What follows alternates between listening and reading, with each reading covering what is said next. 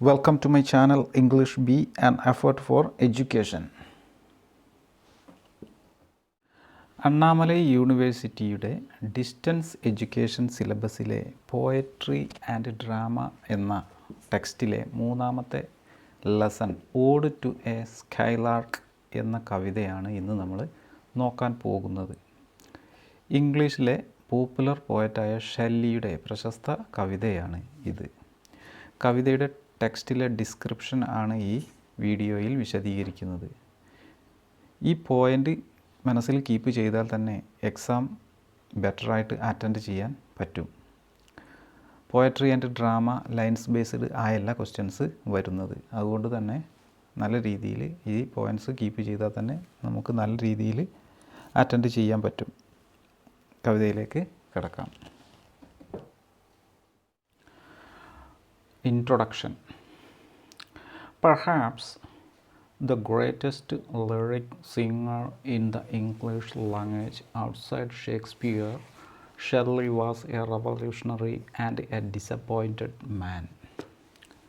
ഒരു പക്ഷേ ഷേക്സ്പിയറിനെ ഒഴിച്ചു നിർത്തിയാൽ ഇംഗ്ലീഷ് ഭാഷയിലെ മഹാനായ ഗാനരചയിതാവായ ഷെല്ലി ഒരു വിപ്ലവകാരിയും അതോടൊപ്പം ഒരു നിരാശനായ വ്യക്തിയുമായിരുന്നു. An aristocrat by birth, Shelley rebelled against the early 19th century contemporary society. ജന്മം കൊണ്ട് ഒരു പ്രഭു ആയിരുന്ന ഷെല്ലി 19-ാം നൂറ്റാണ്ടിൻ്റെ തുടക്കത്തിൽ സമകാലിക സാമൂഹിക സാഹചര്യങ്ങളെ എതിർത്തു. An intellectual with a philosophy of his own, he was a non-believer in the established institution. സ്വന്തമായ തത്വചിന്ത കൈമുതലായുള്ള ബുദ്ധിജീവിയായ ഷെല്ലി അംഗീകൃത സ്ഥാപനങ്ങളിൽ വിശ്വസിച്ചിരുന്നില്ല. ആ കാലഘട്ടത്തിലെ സാമൂഹ്യ വ്യവസ്ഥിതിയെയും നിയമ സംവിധാനത്തെയും അദ്ദേഹം അംഗീകരിച്ചിരുന്നില്ല.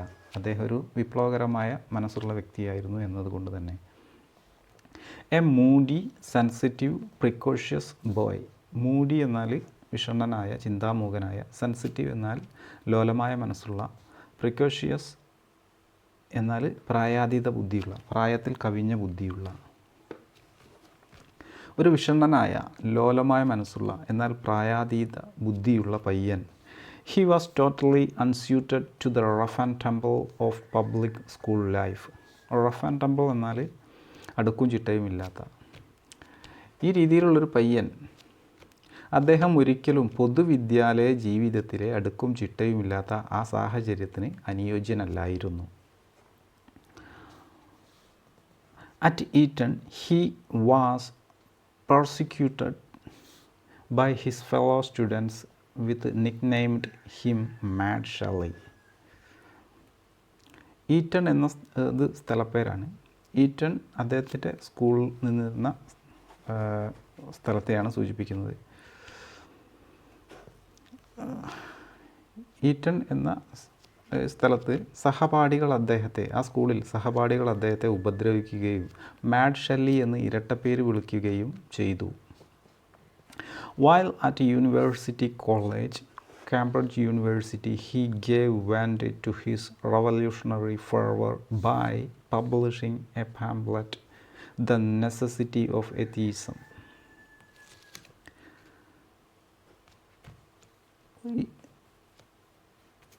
കോളേജ് പഠനകാലത്ത്, കാംബ്രിഡ്ജ് യൂണിവേഴ്സിറ്റിയിലാണ് അദ്ദേഹം പഠിച്ചിട്ടുള്ളത്. കോളേജ് പഠനകാലത്ത് യൂണിവേഴ്സിറ്റിയിൽ വെച്ച് നിരീശ്വരവാദത്തിൻ്റെ ആവശ്യകത എന്ന ഒരു ലഘുരേഖ പബ്ലിഷ് ചെയ്തുകൊണ്ട് അദ്ദേഹം തൻ്റെ വിപ്ലവകരമായ ആവേശം പുറത്തെടുത്തു. This resulted in his expulsion from the college. Expulsion എന്നാൽ ബഹിഷ്കരണം.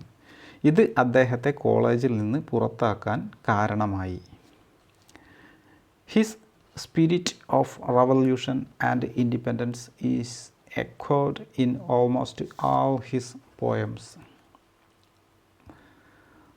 വിപ്ലവത്തിനും സ്വാതന്ത്ര്യത്തിനും വേണ്ടിയുള്ള അദ്ദേഹത്തിൻ്റെ ആസക്തി അല്ലെങ്കിൽ ആഗ്രഹം അദ്ദേഹത്തിൻ്റെ ഒട്ടുമിക്ക കവിതകളിലും പ്രതിധ്വനിക്കുന്നു. Shelley's Ode to a Skylark was inspired, according to Mrs. Shelley, by the caroling of a skylark which the poet heard on a summer evening when he was wandering in her company in the lanes of Leghorn in Italy.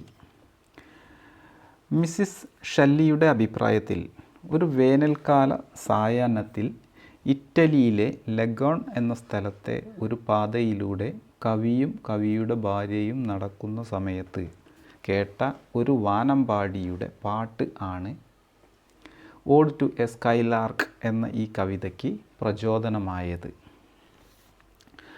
Shelley is enthralled by the divine rhapsody of the Skylark.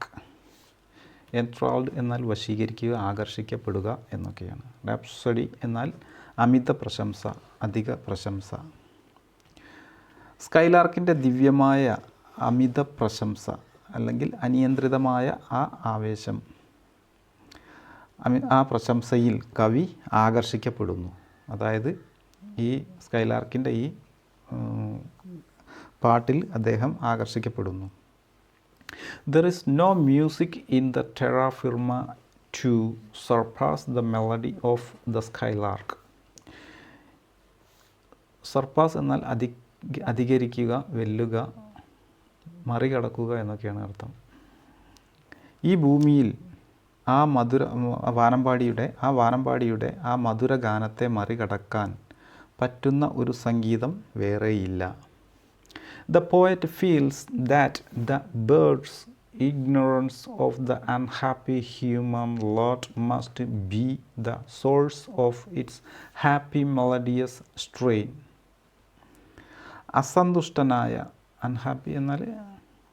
അസന്തുഷ്ടനായ മനുഷ്യനെ കുറിച്ചുള്ള അജ്ഞതയായിരിക്കണം അതിൻ്റെ സന്തുഷ്ടമായ മധുരഗാനത്തിൻ്റെ ഉറവിടമെന്ന് കവിക്ക് തോന്നുന്നു.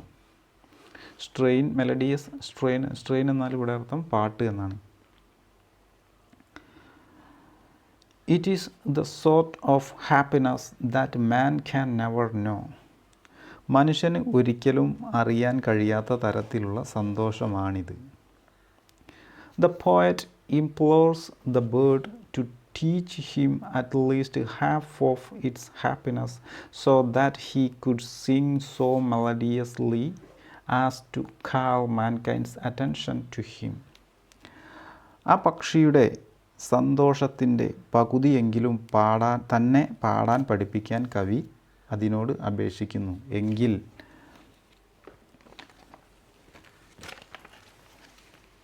മനുഷ്യരാശിയുടെ അങ്ങനെയെങ്കിൽ ഈ പാട്ട് പഠിപ്പിക്കുകയാണെങ്കിൽ മുഴുവൻ ലോകത്തിൻ്റെ എല്ലാ മനുഷ്യരുടെയും ശ്രദ്ധ തന്നിലേക്ക് ആകർഷിക്കാൻ ആ ഗാനം മധുരമായി പാടുന്നതിലൂടെ കവിക്ക് കഴിയുമെന്ന് കവി വിശ്വസിക്കുന്നു.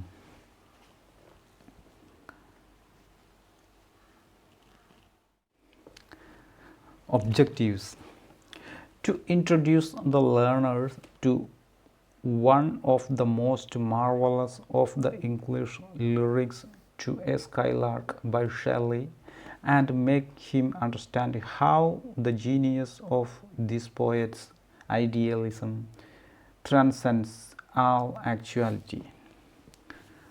പഠിതാവിനെ പരിചയപ്പെടുത്താൻ വേണ്ടി തന്നിട്ടുള്ള ഷെല്ലിയുടെ അതിശയകരമായ കവിതകളിലൊന്നായ ടു എ സ്കൈലാർക്ക് കവിയുടെ ആദർശത്തിൻ്റെ പ്രതിഭ എങ്ങനെ എല്ലാ യാഥാർത്ഥ്യങ്ങളെയും മറികടക്കുന്നു എന്ന് പഠിതാവിന് മനസ്സിലാക്കി കൊടുക്കുന്നു. ട്രാൻസെൻസ് എന്നതിന് മറികടക്കുക, അതീതമാവുക എന്നൊക്കെയാണ് അർത്ഥം. Introduction. Shelley's Ode to a Skylark is regarded as one of his best lyrics. ഷെല്ലിയുടെ ഓഡ് ടു എ സ്കൈലാർക്ക് അദ്ദേഹത്തിൻ്റെ ഏറ്റവും മികച്ച വരികളിലൊന്നായി കണക്കാക്കപ്പെടുന്നു. Lyricism is the expression of intense emotion and personality. ഗാനരചന എന്നത് തീവ്രമായ വികാരത്തിൻ്റെയും വ്യക്തിത്വത്തിൻ്റെയും പ്രകടനമാണ്. It is the spontaneous expression of subjective emotion. Spontaneous എന്നാൽ താനെ അല്ലെങ്കിൽ സ്വമേധയാ, സ്വതസിദ്ധമായ എന്നൊക്കെയാണ് അർത്ഥം. അത് ആത്മനിഷ്ഠമായ വികാരത്തിൻ്റെ സ്വതസിദ്ധമായ പ്രകടനമാണ്. It shows an impatient Shelley fretting and fuming against the imperfections of life. Fretting എന്നാൽ അലട്ടുന്ന, ബാധിക്കുന്ന എന്നൊക്കെ. ഫ്യൂമിങ് എന്നാൽ കോപിക്കുക. അപൂർണമായ ജീവിതത്തിനെതിരെ കോപിക്കുകയും അസ്വസ്ഥത പ്രകടിപ്പിക്കുകയും ചെയ്യുന്ന അക്ഷമനായ ഒരു ഷെല്ലിയെ ഇത് കാണിക്കുന്നു. It is a pure lyric which reflects Shelley's yearning for freedom. ഷെല്ലിയുടെ സ്വാതന്ത്ര്യത്തിനായുള്ള ആഗ്രഹത്തെ പ്രതിഫലിപ്പിക്കുന്ന ശുദ്ധമായ ഒരു ഗാനമാണിത്. yearning എന്നാൽ ആഗ്രഹം, ആഗ്രഹിക്കുക എന്നൊക്കെ. He longs for a world of unalloyed joy, a world of perfections free from the frailties and imperfections of human existence. Unalloyed എന്നാൽ കലർപ്പില്ലാത്ത, ഫ്രയൽറ്റീസ് എന്നാൽ ദുർബലത എന്നൊക്കെയാണ് അർത്ഥം. മനുഷ്യൻ്റെ അസ്തിത്വത്തിൻ്റെ അപൂർണതകളിൽ നിന്നും ദുർബലതകളിൽ നിന്നും മുക്തമായ ഒരു ലോകം, കലർപ്പില്ലാത്ത സന്തോഷത്തിൻ്റെ ഒരു ലോകം അദ്ദേഹം ആഗ്രഹിക്കുന്നു. The lyric brims with music because the word ode emphasizes the musical element in the structure. brims എന്നാൽ ഉൾക്കൊള്ളുക, നിറയ്ക്കുക എന്നൊക്കെയാണ് അർത്ഥം. ഓഡ് എന്ന പദം ഘടനയിലെ സംഗീതത്തെ ഊന്നിപ്പറയുന്നത് കാരണം കവിതയിലെ വരികൾ സംഗീതത്തെ കൂടി ഉൾക്കൊള്ളുന്നു. അതായത് സംഗീതത്തിന് കൂടെ പ്രാധാന്യമുള്ള ഒരു കവിതയാണ് ഇത് എന്നാണ് അദ്ദേഹം അതിലൂടെ പറഞ്ഞു വയ്ക്കുന്നത്. The birds invisibility. ഇൻവിസിബിലിറ്റി എന്നാൽ അദൃശ്യത, കാണാൻ കഴിയാത്ത അവസ്ഥ. The skylark is like a star of heaven and the moon in the sky, remaining invisible in the broad day and yet shedding light. ഈ സ്കൈലാർക്ക് സ്വർഗത്തിലെ ഒരു നക്ഷത്രം പോലെയാണ്. ആകാശത്തിലെ ചന്ദ്രൻ കാണാനാവാത്ത വിധം നിൽക്കുന്നു, എന്നാൽ അത് പ്രകാശം ചൊരിയുന്നുമുണ്ട്. The rays of the evening sun fall on the bird and make it look like a cloud of fire. സായാഹ്ന സൂര്യൻ്റെ കിരണങ്ങൾ പക്ഷിയിൽ പതിക്കുകയും അതിനെ ഒരു തീമേഘം പോലെയാക്കുകയും ചെയ്യുന്നു. വൈകുന്നേരം സൂര്യനിൽ നിന്ന് വരുന്ന ആ ചുവന്ന രശ്മികൾ ഈ പറക്കുന്ന സ്കൈലാർക്കിൻ്റെ മേൽ പതിക്കുകയും അതിനെ കാണുമ്പോൾ അതൊരു തീമേഘമാണോ എന്ന് കവി സംശയിക്കുകയും ചെയ്യുന്നു. The bird is invisible but audible. Shelley compares the skylark to a poet hidden in the light of thought.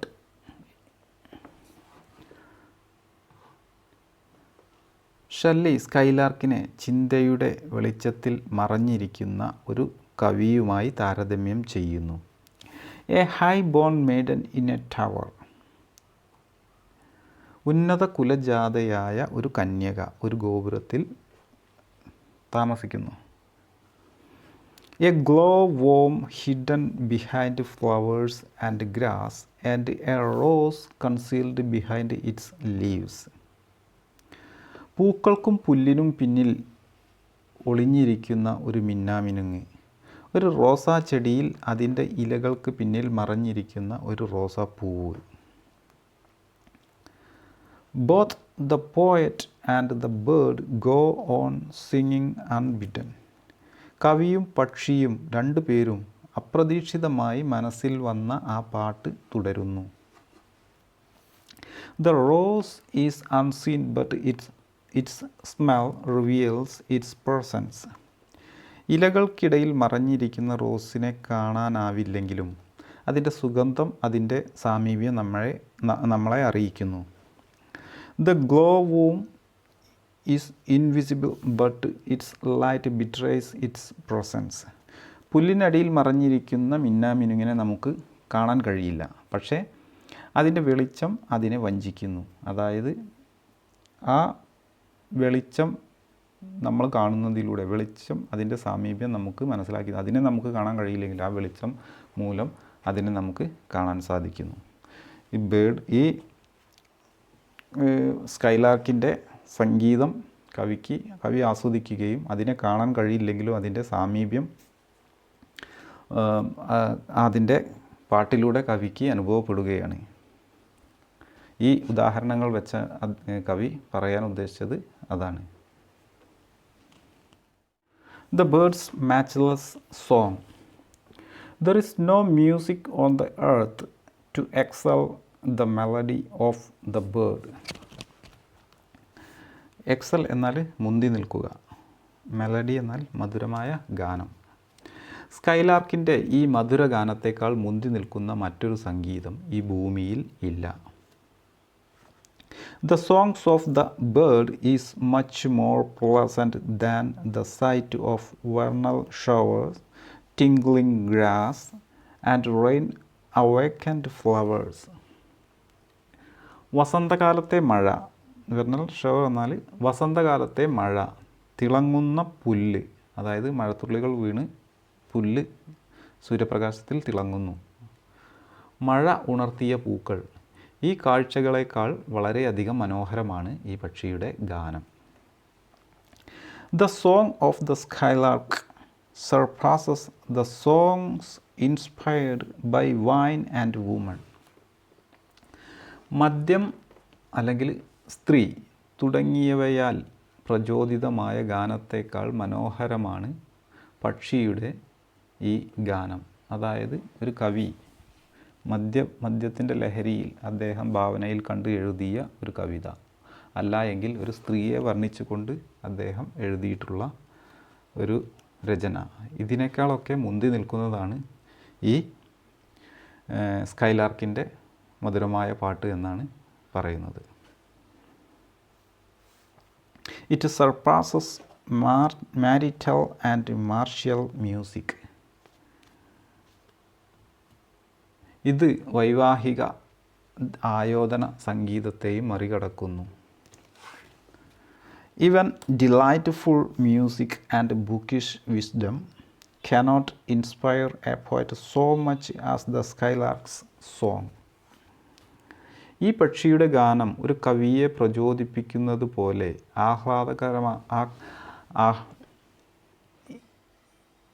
ഈ പക്ഷിയുടെ ഗാനം ഒരു കവിയെ പ്രചോദിപ്പിക്കുന്നത് പോലെ ആഹ്ലാദകരമായ ഒരു സംഗീതത്തിനോ പുസ്തകപരമായ ജ്ഞാനത്തിനോ ഒരു കവിയെ പ്രചോദിപ്പിക്കാൻ കഴിയില്ല. അതായത് അത്രയും മുന്തി നിൽക്കുന്നതാണ് ഈ പക്ഷിയുടെ പാട്ട്. പുസ്തകത്തിൽ നിന്ന് കിട്ടുന്ന അറിവിനോ അല്ലെങ്കിൽ മധുരമായ ഒരു സംഗീതത്തിനോ ഒരു കവിയെയും ഇത്രമേൽ പ്രചോദിപ്പിക്കാൻ കഴിയില്ല.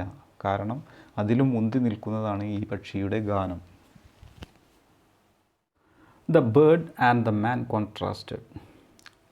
Man suffers from fear and pride, dislike and distress. മനുഷ്യൻ ഭയവും അഹങ്കാരവും അനിഷ്ടവും വിഷമവും മൂലം ബുദ്ധിമുട്ടുന്നു. The bird is free from languor and annoyance and loves sad satiety. ഈ പക്ഷി ക്ഷീണം, ശല്യം, പിന്നെ സ്നേഹം മൂലം ഉണ്ടാകുന്ന ദുഃഖത്തിൽ നിന്നെല്ലാം മുക്തമാണ്. Man is haunted by the fear of death. മനുഷ്യനെ മരണഭയം വേട്ടയാടുന്നു. ഹുവാണ്ട് എന്ന് പറഞ്ഞാൽ വേട്ടയാടുക, പിന്തുടരുക എന്നൊക്കെയാണ്. The fear of death does not mar the bird's happiness. എന്നാൽ മരണത്തെക്കുറിച്ചുള്ള ഭയം പക്ഷിയുടെ സന്തോഷത്തെ മുറിവേൽപ്പിക്കുന്നില്ല. മാർ എന്നാൽ മുറിവേൽപ്പിക്കുക. It goes on singing joyously. അത് സന്തോഷത്തോടെ പാട്ട് തുടരുന്നു. Man is troubled by the fear of what might happen next. നാളെ എന്ത് സംഭവിക്കും എന്ന ഭയം മനുഷ്യനെ അലട്ടുന്നു. He is discontented with the present and looks forward to the future or backward to the past. ഇന്ന് അവൻ പൂർണ്ണ തൃപ്തനല്ല. അതായത് വർത്തമാനകാലത്തിൽ നിലവിലെ സാഹചര്യത്തിൽ അവൻ പൂർണ്ണ തൃപ്തനല്ല, മറിച്ച് അവൻ ഭാവിയിലേക്ക് നോക്കുന്നു, അല്ല എങ്കിൽ ഭൂതകാലത്തിലേക്ക് തിരിഞ്ഞു നോക്കുന്നു. നിലവിലെ സാഹചര്യത്തിൽ, നിലവിലെ ജീവിത സാഹചര്യങ്ങളിലും നിലവിലെ അവന് ലഭിച്ചിട്ടുള്ള സൗകര്യങ്ങളിൽ അവൻ തൃപ്തനല്ല. അവൻ ഭൂമിയിലേക്ക് കൂടുതൽ മെച്ചപ്പെട്ട ഒരു കാര്യത്തിന് വേണ്ടിയിട്ട് മുന്നിലേക്ക് നോക്കുന്നു, അല്ലെങ്കിൽ കഴിഞ്ഞു പോയ കാലത്തെക്കുറിച്ച് വിലപിക്കുന്നു. Man's laughter is mixed with pain. മനുഷ്യൻ്റെ ചിരി വേദനയും കലർന്നതാണ്. Man's sweetest songs are those that tell of saddest thoughts. ദുഃഖകരമായ ചിന്തകൾ പറയുന്നതാണ് മനുഷ്യൻ്റെ ഏറ്റവും മധുരമുള്ള ഗാനങ്ങൾ. There is no trace of sadness in the bird's song. പക്ഷിയുടെ പാട്ടിൽ എന്നാൽ ദുഃഖത്തിൻ്റെ അംശമില്ല. അത് വളരെ സന്തോഷത്തോടെയാണ് പാടുന്നത്. It is song of unalloyed joy. അത് ശുദ്ധമായ കലർപ്പില്ലാത്ത സന്തോഷത്തിൻ്റെ ഗാനമാണ്. ഈ പക്ഷി പാടുന്ന പാട്ട് അതിൽ ദുഃഖത്തിൻ്റെ കണിക പോലുമില്ല. അത് കലർപ്പില്ലാത്ത സന്തോഷമാണ് നിറഞ്ഞിരിക്കുന്നത്. Conclusion. The poet longs for freedom and human world of infirmities and imperfections. Infirmities എന്നാൽ ബലക്ഷയം, ദുർബലത എന്നൊക്കെയാണ്. വൈകല്യങ്ങളുടെയും അപൂർണതകളുടെയും മനുഷ്യലോകത്തു നിന്നും സ്വാതന്ത്ര്യത്തിനായി കവി ആഗ്രഹിക്കുന്നു. He yearns for the birds' world of unalloyed joy. പക്ഷിയുടേതുപോലെ കലർപ്പില്ലാത്ത സന്തോഷം നിറഞ്ഞ ഒരു ലോകം കവി ആഗ്രഹിക്കുന്നു. He appeals to the bird to teach him half its gladness of that he can sing and draw the attention of the world to him. പക്ഷിയുടെ സന്തോഷത്തിൻ്റെ പകുതിയെങ്കിലും തന്നെ പഠിപ്പിക്കാൻ കവി പക്ഷിയോട് ആവശ്യപ്പെടുന്നു. അങ്ങനെ കവിക്ക് മധുരമായി പാടാനും ലോകത്തിൻ്റെ ശ്രദ്ധ തന്നിലേക്ക് ആകർഷിക്കാനും കഴിയുമെന്ന് കവി അതിലൂടെ വിശ്വസിക്കുന്നു. Summary. The poem opens up with Shelley, the speaker, calling out to a songbird, which he calls a blithe spirit. Shelley ഈ കവിത ആരംഭിക്കുന്നത് പാട്ടുപാടുന്ന ആ പക്ഷിയെ വിളിച്ചുകൊണ്ടാണ്. അദ്ദേഹം അതിനെ ബ്ലൈത്ത് സ്പിരിറ്റ് എന്ന് വിളിക്കുന്നു. ബ്ലൈത്ത് സ്പിരിറ്റ് എന്ന് പറഞ്ഞാൽ മിന്നുന്ന ആത്മാവ്, അതായത് വളരെ ചുറുചുറുക്കോടെ സന്തോഷത്തോടെ നിൽക്കുന്ന ആത്മാവ്. അദ്ദേഹം he is enthralled by the divine rhapsody of the Skylark. അദ്ദേഹം enthralled എന്നാൽ വശീകരിക്കപ്പെടുക, ആകൃഷ്ടനാവുക എന്നൊക്കെയാണ്. അദ്ദേഹം ആ സ്കൈലാർക്കിൻ്റെ അധിക പ്രശംസയിൽ, അതായത് ആ പാട്ടിൽ അദ്ദേഹം ആകൃഷ്ടനാകുന്നു. The bird pours out its unpremeditated art and at the same time soars higher and dissolves into the purple evening. അതേസമയം the bird pours ആ പക്ഷി തൻ്റെ മുൻകൂട്ടി നിശ്ചയിക്കാത്ത, പ്രിമെഡിറ്റേറ്റഡ് എന്നാൽ മുൻകൂട്ടി നിശ്ചയിക്കാത്ത, ആ പക്ഷി തൻ്റെ മുൻകൂട്ടി നിശ്ചയിക്കാത്ത ആ കല പകർന്നു, മധുരമായ ആ ഗാനം പാടി. അതേസമയം ഉയർന്നു പറക്കുകയും സായാഹ്നത്തിലെ സൂര്യൻ്റെ പർപ്പിൾ നിറമുള്ള രശ്മികളിൽ അലിഞ്ഞു ചേരുകയും ചെയ്യുന്നു.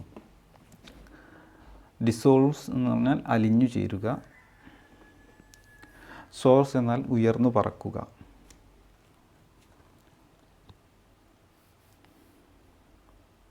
Though the bird becomes invisible, Shelley is able to listen to the shrill delight of the small songbird. ആ പക്ഷിയെ കാണാൻ കഴിയുന്നില്ലെങ്കിലും ആ ചെറിയ പക്ഷിയുടെ കൂർത്ത ശബ്ദം കേൾക്കാൻ അദ്ദേഹത്തിന് കഴിയുന്നുണ്ട്. He then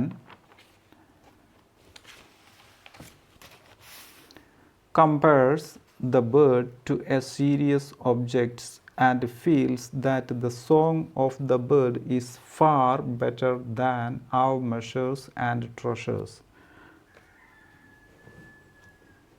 Measures എന്നാൽ അളവ്, treasures എന്ന് പറഞ്ഞാൽ നിധി. പിന്നെ അദ്ദേഹം ആ പക്ഷിയെ ഗൗരവമുള്ള വസ്തുക്കളുമായി താരതമ്യം ചെയ്യുന്നു. പക്ഷിയുടെ ഗാനം എല്ലാ അളവുകളെക്കാളും നിധികളെക്കാളും മികച്ചതാണെന്ന് കവിക്ക് അനുഭവപ്പെടുകയും ചെയ്യുന്നു. കവിക്ക് അങ്ങനെ തോന്നുന്നു. അതായത് മറ്റെല്ലാത്തിൽ നിന്നും മുന്തി നിൽക്കുന്ന ഒന്നാണ് ഈ പക്ഷിയുടെ പാട്ട്. The poet feels that the bird's ignorance of the unhappy human lot must be the source of its happy melodious strain. അസന്തുഷ്ടനായ മനുഷ്യനെക്കുറിച്ചുള്ള പക്ഷിയുടെ അജ്ഞതയായിരിക്കണം അതിൻ്റെ സന്തുഷ്ടമായ മധുരഗാനത്തിൻ്റെ ഉറവിടമെന്ന് കവിക്ക് തോന്നുന്നു. ഈ പക്ഷിക്ക് മനുഷ്യൻ്റെ ഈ വിഷയങ്ങളെക്കുറിച്ചൊന്നും, മനുഷ്യൻ്റെ ജീവിത കാര്യങ്ങളെക്കുറിച്ചൊന്നും തന്നെ അറിവില്ലാത്തത് കൊണ്ടാണ്, പക്ഷിക്ക് അത്തരം ഒരു ചിന്തകളൊന്നും ഇല്ലാത്തത് കൊണ്ട് വളരെ സന്തോഷത്തോടെയാണ് അതിന് പാടാൻ കഴിയുന്നത്, അതുകൊണ്ടാണ് എന്നാണ് കവി ഉദ്ദേശിക്കുന്നത്. All human songs are sad. എല്ലാ മനുഷ്യൻ്റെ എല്ലാ രചനകളും ദുഃഖം നിറഞ്ഞതാണ്. മനുഷ്യൻ്റെ എല്ലാ പാട്ടുകളും ദുഃഖം ഉൾക്കൊള്ളുന്നു. But this bird's song is just pure joy. എന്നാൽ ഈ പക്ഷിയുടെ പാട്ട് കലർപ്പില്ലാത്ത സന്തോഷം നിറഞ്ഞതാണ്. വളരെ പ്യുവറായിട്ടുള്ള ഹാപ്പി ആയിട്ടുള്ള ഒരു പാട്ടാണ് അത് പാടുന്നത്. Finally, he dreams of being able to sing with as much joy and freedom as this happy bird. അവസാനം ഈ സന്തോഷമുള്ള പക്ഷിയെപ്പോലെ സന്തോഷത്തോടെയും സ്വാതന്ത്ര്യത്തോടെയും പാടാൻ കഴിയുമെന്ന് അദ്ദേഹം സ്വപ്നം കാണുന്നു. അദ്ദേഹം അങ്ങനെ ഒരു വിശ്വാസം മനസ്സിൽ സൂക്ഷിക്കുകയാണ്. Describe the physical features of the skylark. Shelley calls the skylark a blithe spirit. കവി ഈ സ്കൈലാർക്കിനെ മിന്നുന്ന ആത്മാവ്, തിളങ്ങുന്ന ആത്മാവ് എന്ന് വിളിക്കുന്നു. It is blithe because it is cheerful. ഇത് വളരെ സന്തോഷവാനാണ്, കാരണം ഇത് വളരെ ചുറുചുറുക്ക ഉള്ള ഒരു പക്ഷിയാണ്, വളരെ ആവേശഭരിതനാണ്. It is a spirit because it soars and sings at the great height. അത് ഒരു ആത്മാവാകുന്നു, കാരണം അത് വളരെ ഉയരത്തിലാണ് പറക്കുന്നത്, അതുപോലെ തന്നെ പാടുകയും ചെയ്യുന്നു. വളരെ ഉയരത്തിൽ പറന്നുകൊണ്ട് അത് മധുരമായ ആ ഗാനം പാടുന്നു. It scorns earth and flies away from it. അത് ഭൂമിയെ തിരസ്കരിക്കുകയും അതിൽ നിന്ന് പറന്നു പോവുകയും ചെയ്യുന്നു. സ്കോൺസ് എന്നാൽ തിരസ്കരിക്കുക എന്നൊക്കെയാണ് അർത്ഥം. The rays of the setting sun fall on the bird and make it look like a cloud of fire. അസ്തമയ സൂര്യൻ്റെ പ്രകാശം ആ പക്ഷിയുടെ മേൽ വീഴുകയും അതിനെ ഒരു സ്വർണ്ണ നിറമുള്ള ഒരു തീയിൻ്റെ നിറമുള്ള തീ മേഘം പോലെ തോന്നിപ്പിക്കുകയും ചെയ്യുന്നു. കവിക്ക് ആ രീതിയിലാണ് ഫീൽ ചെയ്യുന്നത്. The poet calls it an unbodied joy because it is a spirit of happiness. കവി അതിനെ കിരീടമില്ലാത്ത സന്തോഷം എന്ന് വിളിക്കുന്നു, കാരണം അത് സന്തോഷത്തിൻ്റെ ആത്മാവാണ്.